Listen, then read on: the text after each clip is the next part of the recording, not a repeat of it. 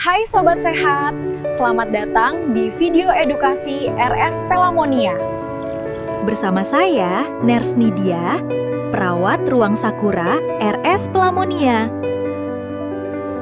Sebagai perawat di rumah sakit, kami hadir untuk memberikan perawatan dan edukasi terbaik bagi pasien.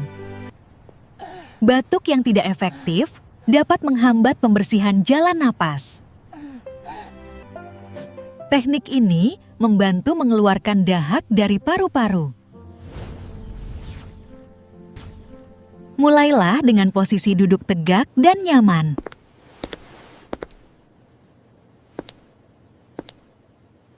Tarik napas dalam melalui hidung, lalu tahan selama beberapa detik. Batukkan dengan kuat dari dada, bukan dari tenggorokan. Hindari batuk dari tenggorokan karena kurang efektif. Teknik ini membantu membersihkan dahak dan melegakan napas. Lakukan secara rutin untuk menjaga kesehatan saluran pernapasan.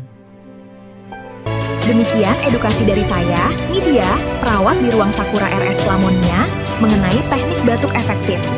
Dengan melakukan teknik ini secara benar dan rutin, dapat membantu membersihkan saluran pernapasan,